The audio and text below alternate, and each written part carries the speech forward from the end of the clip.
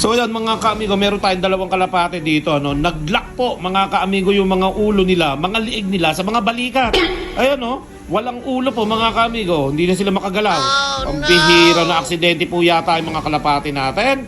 O mga flyer po natin to, mga panlaban natin to, ba't ba nagkaganito? O hindi na gumagalaw mga kaamigo, hipuin nga natin. Buhay pa kaya ito? Nako, ayaw nang gumalaw, nako.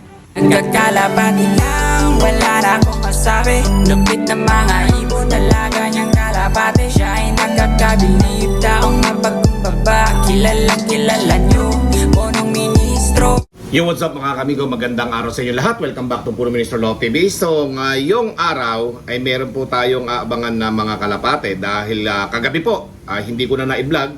Nag-loading po kami kagabi at ito lang po yata yung last training para dito sa bandang kaliwa sa norte, no? Mga kamigo, Ago, La Union. So, ikinarga natin yung 8 nating kalapati pa rin para sa last training yata na to. Kung hindi man, may susunod pa. Okay? So, meron ditong mga kalapati na isinali sa pooling pero tayo, hindi na tayo nagsali sa mga ganon. Kasi nga, training muna tayo. Subukan muna natin yung mga kalapati natin. Tingnan muna natin sa mga training natin kung yung mga kalapati ba natin ay makakauwi. Okay? At ligtas na makakapag-arrive dito sa ating loop. Mamaya po makikita natin yan kung makakauwi sila ng mas maganda. So, nag-release po ang ating club na JPRC. 6:30 po, nakita ko sa post. At ngayong oras na to ay 7:12 na ng umaga. At nakamonitor nga ako dito sa ating CCTV. Okay? So, ang gagawin natin mga kaamigo, mag-aabang tayo mamaya. Tingnan natin kung makakauwi yung ating mga kalapate kasi medyo lumayo na. Ago, La Union na. So, ang last na pakawala nila ay dito lang sa nakaraan na sinalihan sa Rosario, La Union. Okay? So, ngayon mga kaamigo ay dahil nga galing sila sa Rosario nung nakaraang laban natin, minabuti ko isama sila sa training ngayong araw na to at mag-aabang nga tayo maya-maya mga kaamigo. Okay?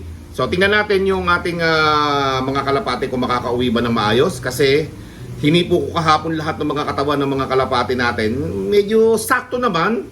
Hindi sila sobrang taba at hindi sila sobrang slim. Marami pa tayong pwedeng salihan. Pwede tayong sumali ng grand pooling, pwede tayong sumali ng endurance, pwede tayong sumali ng derby. So marami pang pwedeng salihan. So ngayon mga kaamigo, mag-aabang po tayo ng ating mga kalapate habang yung mga bata ko dito naglilinis pa ng ating mga dapat linisin sa kabahayan natin. Imo-monitor ko yung ating landing board. Tara, samahan niyo ako mga kaamigo. Let's go. Walang ulap mga kaamigo sa lugar na yan, no? Nako. Sana makauwi yung mga kalapate natin, ano, mga kaamigo, at wala naman tayong pamimilian dahil ang mga panahon ngayon ay tag-ulan. So, kahit na anong laban ngayong mga buwan na to, linggo na to, ay talagang maulap, maulan, maambon. So, yan talaga ang dadanasin. Kaya naman yung mga kalapati natin, sinasali natin sa mga training upang na sa ganun mga kaamigo ay masanay sila sa ganyang panahon, ano? Okay? At pagka nasanay naman yung mga kalapati natin ng ganyang panahon, uuwi at uuwi yun mga kaamigo. Hahanap ng liwanag yon tulad dito sa kanan natin. Papunta ka ba na tuwan yan, no? Okay? Medyo may liwanag dyan, mga kaamigo. So yan yung babakasin ng mga kalapati dyan pagka lumilipad na mga kaamigo. Liwanag, sikat ng haring araw. Okay? So monitor muna tayo sa CCTV mga kaamigo. Tingnan natin yung landing board kung ano ang panahon doon. Let's go. Talagang yung kalangitan natin, no, mga kaamigo, madilim po mga kaamigo. Ayan, no? Yung sakop ng CCTV natin. Kesa umakyat ako doon, papapagod lang ako. Dito naman, kitang-kita naman sa CCTV natin malaki mga kaamigo. Although may mga spot na mga ilaw dyan sa kwarto natin, okay lang yan mga kaamigo. Ang importante, ma-monitor natin yung ating landing board na hindi na tayo napapagod na umaakyat pa doon sa taas. Ano? Eto lang, kitang-kita na natin sa CCTV mga kaamigo yung panahon. Okay? At yun nga, maulap. Okay? Ismas na naman yung labanan. Ganun talaga mga kaamigo. Wala nga tayong pamimilian. Sabi ko nga sa inyo kanina, wala tayong pamimilian sa ating panahon ngayon. So talagang ang race ngayon ay puro ismas mga kaamigo. Kaya pati pa yan ng kalapate ito. So okay naman yung landing board natin. At kahapon nga mga kaamigo, sinwipe ko na sinwipe yung ibang tubig dyan. Kasi umuulan-ulan, umaambon-ambon, mga gano'n, naiipon yung tubig. Ano? Alright. So malinis naman yung ating landing board. At maya-maya nga po mga kaamigo, ay yung mga kalapati natin ay magpapauwi na. So titingnan din natin siyempre sa forecast, kahit na sumali tayo sa training na ito, Agoo La Union, eh titingnan din natin yung forecast natin at tingnan din natin yung pauwian kung ano yung magiging speed ng ating mga kalapati in case na dumating sila. Okay? O ayan po mga kaamigo, 107 na mga kaamigo, nung nakaraan 90, 90 plus. So ang abangan natin dyan mga kaamigo ay mag-start ng 7:59. Ayun 1-2 ang speedan mga kaamigo. Okay? At susundan niya ng 1-1, 8:07, halos magkadikit lang mga kaamigo, 8 minutes lang ang pagitan. So abangan po yan maya-maya. So meron pa tayong 29 minutes para mag-abang sa 1-2, so maya-maya kita tayo mga kaamigo. Samahan nyo ko at nandito ako ngayon. Titingnan ko kung ano makakaya ko sa pagpapapasok ng ating mga kalapate pag dumating sila dyan sa ating landing board. So ngayon, nandito ako mga kaamigo, matutulungan ko sila na magpapasok ng mga kalapate. Yun lang ang trabaho ko dito magpapasok ng kalapate. Kasi ako, yung kalapate sa akin kasi mababait. Hindi mailap sa akin yung mga kalapate, kaya mabilis natin napapapasok. Okay? So abangan po natin, Agoo La Union, 107.40 kilometer ang training natin ngayon. Medyo malayo-layo na to. Sa unang lap, pwede na nga natin sa derby unang lap, 107. Okay? So tingnan natin kung yung mga kalapati natin makakauwi. Kasi yung panahon mga kaamigo makapagsasabi dyan. Okay? Para makauwi yung mga kalapati natin sa sikat ng haring araw. Let's go! Okay, so umakyat muna ako mga kaamigo para makita natin yung panahon kasi sa CCTV natin tinitingnan napakaulap po sa lugar na to mga kaamigo. So tingnan natin sa 360 viewing natin, mas makikita natin kasi yung panahon sa mas malayo. Okay, let's go. At dito nga subukan natin yung mga kalapati natin sa training kung mas mabilis silang uuwi, okay, o mas babagal sila pag malayo na kapag ganito yung panahon. Let's go. 1-2 ang speedan mga kaamigo. Pero yung kalangitan niya, katulad ng mga nakaraan, maulap, makapalang ulap, hindi masyado matano yung dadaanan. Pero syempre, diskarte ng mga kalapati yan para makauwi sa ating mga lop, sa inyong mga lop, mga kasali. Okay? So ayan mga kaamigo, may liwanag naman ng konti dito sa tapat ng natin, ng lop. Makikita nyo yung liwanag dyan. At yung makikita nyo yan, makikita ng kalapati yan, makakauwi po sa ating lop. So abangan natin mga kalapati natin kung makakauwi sa ating loob lahat yung 8 na ikinarga natin. Ayan parang may dumadaan-daan na nga ng mga kalapati, mga kaamigo. Dalawa. Yan pa. May mga pa isa-isa na dumadaan mga kaamigo. Tingin ko yan na yon. Dahil konti lang naman yung sumali sa training ngayon. Okay? At sa susunod nga mga kaamigo, pinag-iisipan ko rin na sumali sa endurance. Merong doon, merong category na yon. Ewan ko kung mahasalihan ko yon at magastos po kasi kapag maraming magastos po kasi mga kaamigo kapag marami tayo sinasalihan category. Atin ayan sa atin na yan ako magpapapasok. Suk. Ito na mga kaamigo. From Agoo La Union. Diba? Mga kaamigo, bukas na yung ating andito na. Suk.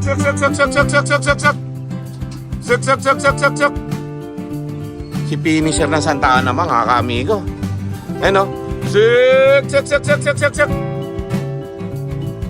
Suk. Ayan mga kaamigo, nasa 1-1 ang speedan niyan, mahigit. Si Santa Ana, finisher mga kaamigo from Agoo La Union. Ayan na mga kaamigo, number 1. Wow! Diba? Sarado lang na ganun yung ating sabi na. Diba? Mga kaamigo, 1-1 mahigit ang speedan niyan. Hindi tayo sasakto sa 1-2. 1-1 mahigit ang speedan niyan mga kaamigo. Kaya naman, diba? May isa na tayong kalapate. Pumapasok agad yung mga kalapate pag nandito ako mga kaamigo. Mababait ang kalapate sa akin So, diba? Pito pa yung aabangan natin, pero tingnan nyo si Santa Ana finisher natin, kumanana kagad. Okay? Ang tagal na hindi na ilaban yan. Pero siyempre ngayon nga sinusubukan natin yung kakayahan niya uli, baka makapinisher uli tayo ng lugar. Ito na mga kalapati natin Suk. Dalawa si Black Bar nandito na rin 1-1 ang speedan ng mga kalapati natin. Suk. Ayan mga kaamigo, dire-diretso lang tayo. Hindi na ako nakamonitor sa CCTV. Dito na lang. Andito na eh. Sik. Ayan o, umiikot pa oh. Mga kalapati natin mga kamigo, ang sabi ni Mentor, pagka yung kalapati dumadating sa loop, umiikot pa, malalakas pa yan. Kaya okay yung conditioning natin. Magkapares ito, ayaw bumaba. Oh. Nag-iintayan. Yun lang, nag-abot sila eh. Wala tayong magagawa dito, kundi hintayin natin yung pagbaba nila at pagpasok nila dito sa ating loft, no? Sik. O yan, inabutan na tayo ng isa pa. Nakalapate. Ayun oh, dumating isang blue bar natin oh. Nag-abot-abot na mga kaamigo. Oh, 1,000 plus na lang sigurado speedan yan. Oh, ayan oh, blue bar natin oh. Anak ni Jet Fighter mga kaamigo. Oh, ayan na rin yung item, gagaya na yan. Oh, pasok. Oh, yung pasok na item oh. Sok. Oh, ayan. Pasok na, pasok. Oh. Okay. Pasok. Yung anak ni Jet Fighter, oh, aga pang pumasok, oh. Diba? Si Black Bar talaga mga kami, oh. Pag tungtong dito sa ating landing board, bumababa agad yan, pumapasok agad. So, itong isa lang na to, ayaw bumaba. Sok. Sik. Ayaw bumaba nito isa na to. Sok. Ayun. Okay, magpahinga ka dyan. Ayaw mong pumasok, eh. Oh, ayun. Nandun siya sa bubong mga kamigo, yun oh. Pero si Black Bar tsaka si ano, bumaba na mga kamigo. Okay? Dito na yata si ano, si Albay mga kamigo. Sino kaya itong dumating na to? Ito oh. Okay? Pasok! Suk. Ay, blue bar uli. Yun yung mga babae nating kalapate mga kamigo. Suk. Pasok! Suk. Ayan na, nakasabay na niya yung unang dumating na kalapate. Ayan o, yan. Ayan na. Tagal mong pumasok eh, bababa ka din pala. Suk. Ayan. Ito yung kaninang ayaw pumasok mga kamigo, nag-abot na sila. Suk. Ganun lang, kailangan lang natin mapapasok mga kamigo, yung kalapate natin na ano, hindi natatakot ano. Yun ang kailangan natin. So, ito pa isa, pababain na natin. Suk. Pasok. Suk. Oh, yan. Malalakas pa yung mga kalapati natin, mga kaamigo. Ayaw bumaba kagad eh. Ayan, bababa na yan. Yan yung bagong dating mga kaamigo. Suk. Ah, pasok na. Suk.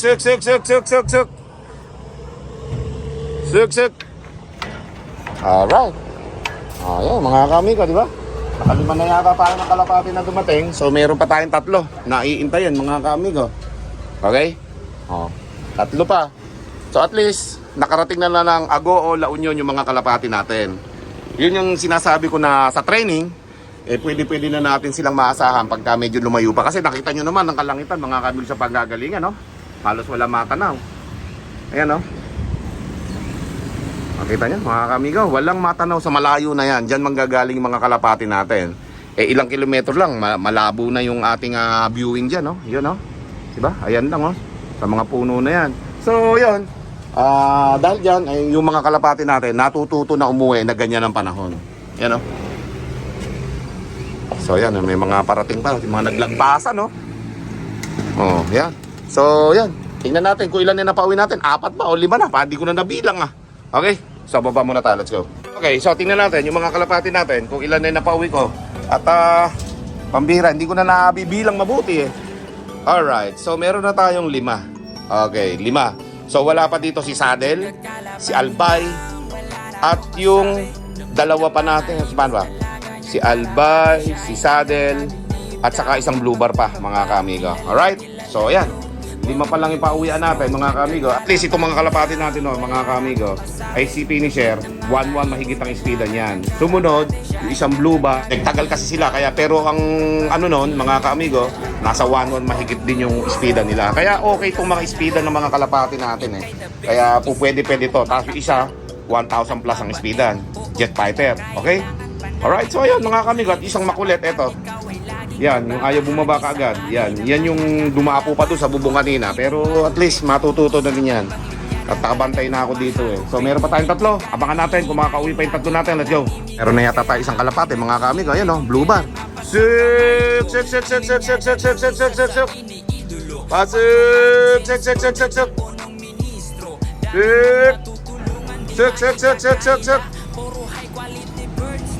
Tukod yata ito mga kamigo. Ayan oh. Tukod yan. Ayaw bumaba eh. Pasik. Sik. Kung atin yan, bababa sa landing board yan. Tingnan natin. Ayan o. Sik. Sik. Tukod yun. Bumaba doon sa likod eh. Natin dito. Iikot yan. Bumaba doon sa likod mga kamigo. Tukod lang yan. Mga kamigo yung kanina umiikot. Hindi yata tukod. Atin yata ito eh. Pasik. Sik. Ikot ng ikot mga kamigo. Ayan o. Ating kaya yan. Sik. Ikot o. Ayaw naman bumaba. Ayan o. Tukod nga yata ito mga kamigo. Kasi kung kalapatin natin yan, dito bababa sa landing board yan. Ayun o. Bumaba na naman doon ang loko. Baka atin yan ah.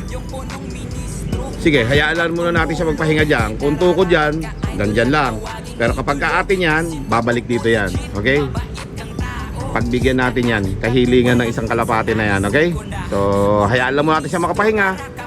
Kung atin yan, pupunta rito yan sa ating loft. At kung hindi naman, magpapahinga lang yan. At yan ay dayo o naligaw lang dito sa ating lugar. Okay?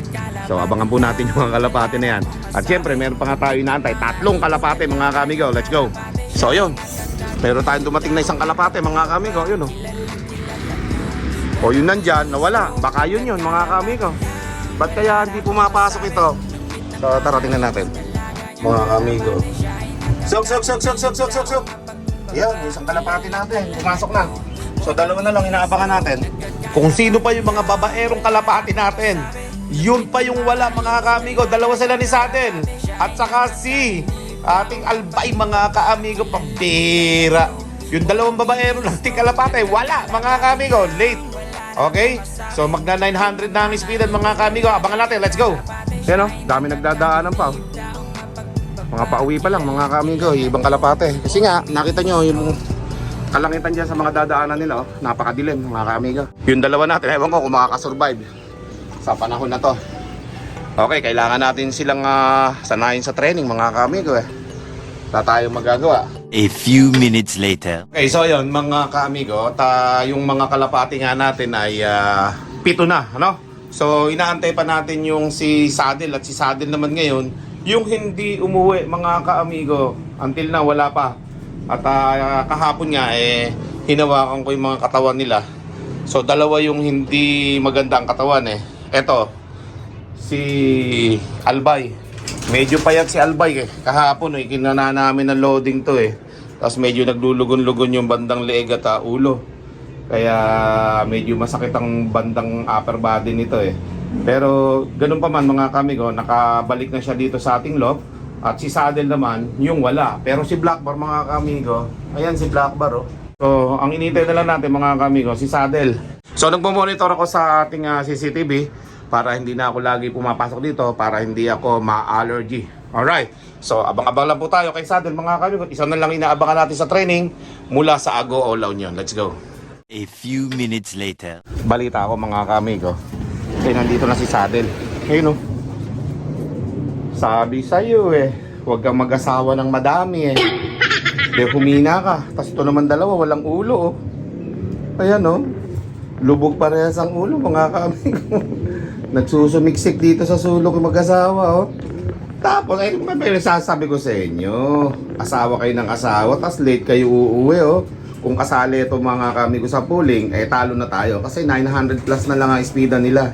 Tapos si Sadel 800 plus na lang. Okay?